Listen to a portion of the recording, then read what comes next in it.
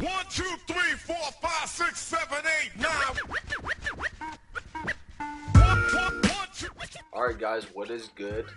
It's your boy Brandon Fleethand. We're back at it again with another tutorial.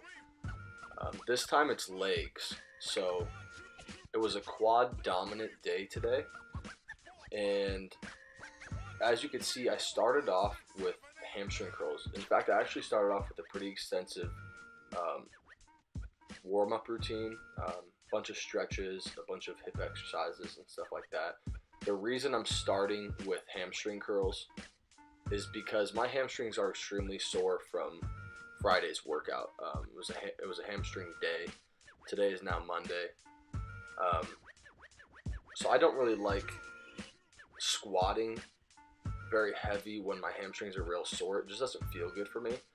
And the whole goal of today's workout was to get under some heavy weight, or decently heavy weight, depending on how my knees felt. So here I'm doing leg press. I just did 3 sets with 3 plates on each side, and kind of just got some blood in my quads, my glutes as well, and it's more just to warm up my knees, guys. If you guys have knee problems, be very cautious. I don't know if I have necessarily knee problems. I injured myself about 2 years ago, and the injury is still present to this day. And then in my right knee, I have Osgood-Schlatter's.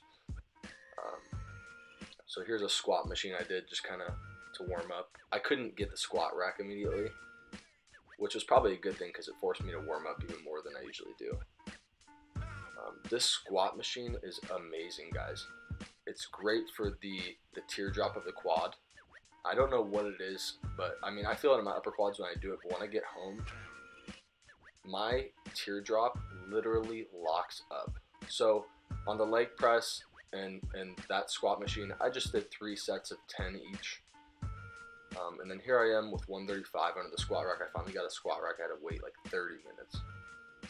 So you can see I'm just going real deep. I didn't wrap my knees on this set, but wrapping my knees is something that I've been doing quite often. It's been helping a lot. You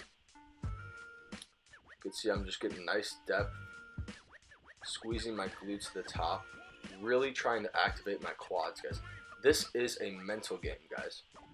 Training, I can tell you to train a certain way and do all these different exercises, but if you're not thinking about the right muscle while you're working, you're running around in circles. It's not going to work. So here's 225. I'm just getting nice depth again, trying to warm up. Unfortunately, my knees were bugging me today, so I wasn't able to go like crazy heavy. But I have started squatting more often and implementing it in my routine. And the strength is getting back, guys. I was squatting a lot at a young age. You can go back to my first video on YouTube in 2011. I'm 17 years old, and I'm sitting there box squatting 405. And that was just like a normal everyday type of thing. My strength was crazy high, guys, at a young age. I grew up powerlifting. Both of my brothers were very strong people. They're both older than I am. They are the ones that got me into lifting. I mean, but without an extensive warm-up and you hop under that heavy weight, you're bound to injure yourself, and that's exactly what happened to me. I was just in between clients one day, didn't warm up properly, hopped under 405, boom, my knee went. So here I am, I'm wrapping my knees. So I like to start at the top of my, or at the bottom of my quad, like the very bottom. Wrap it tight, and then once you get to the actual knee joint, guys, go a little bit tighter. That's kind of what helped me. So I wrap it pretty tight right around my kneecap area. So here's 315, and I just started doing sets of 3 because my knee was just not feeling up to par today. So I got some nice depth. I actually paused on these 3 reps. So nice pause. Boom, back up. Pause and then squeeze.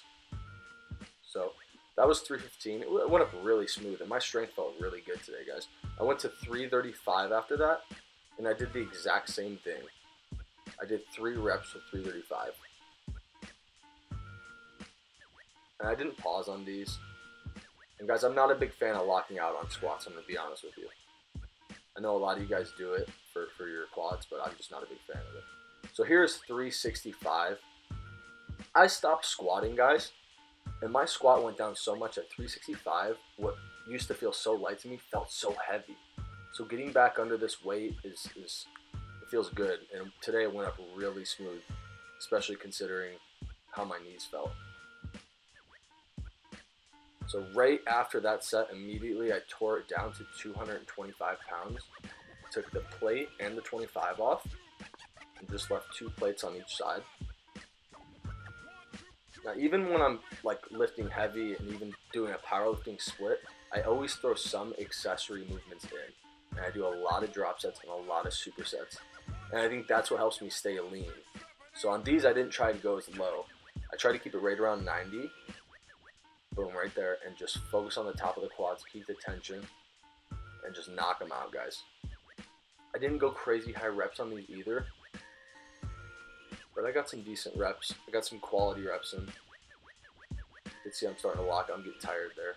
So next, this is one that I warmed up with, and I didn't get it on video today.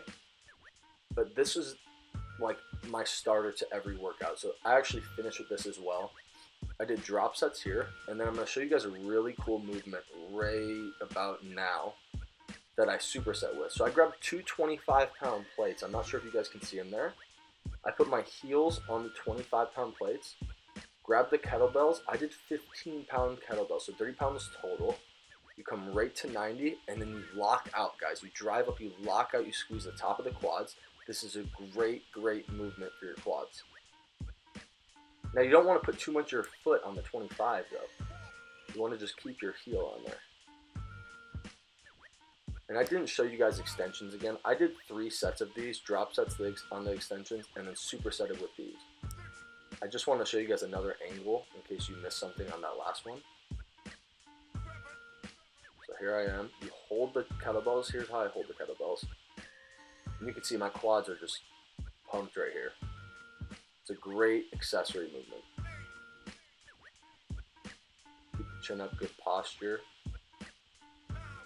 And that's basically it, guys. I can't stress how much I love this movement right here. So next we went into calves, and seated calf raises is something that I always start with. So what I do is I just put a plate on there, something light, and I do 3 sets of 20 no matter what the occasion. And I do calves usually 3 times a week. Just squeeze at the top. Nice contraction, and then back down all the way down, get a nice stretch.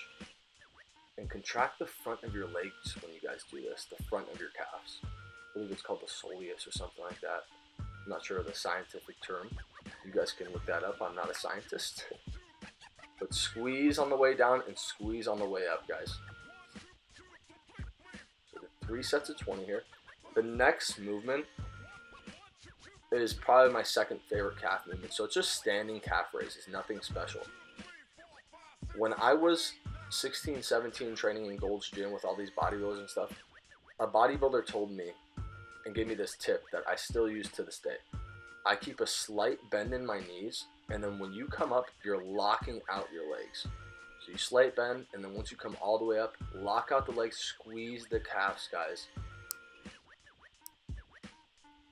Here's another angle for you guys. I'm not really doing this too much on this movement, but this is something that I usually do every calf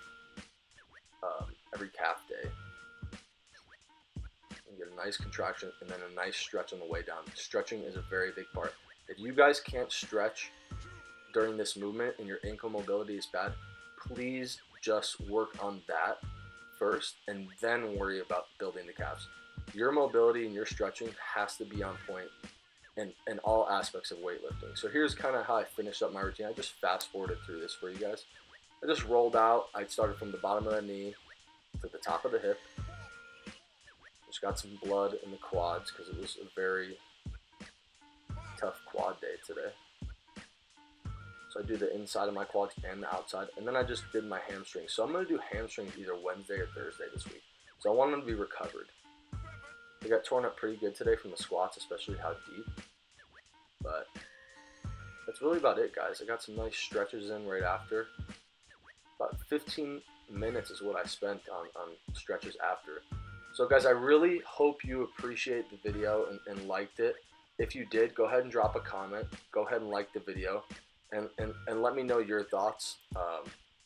Let me know how you guys train legs. I'm curious. I'm a pretty advanced lifter. I've been doing this for about, I'd say 12 years now. So I'm going to try and pack on some size the next couple months. Give me some video ideas. Like, subscribe. It's Brandon Anthony Fleehan. I really appreciate you guys watching. I'm signing out.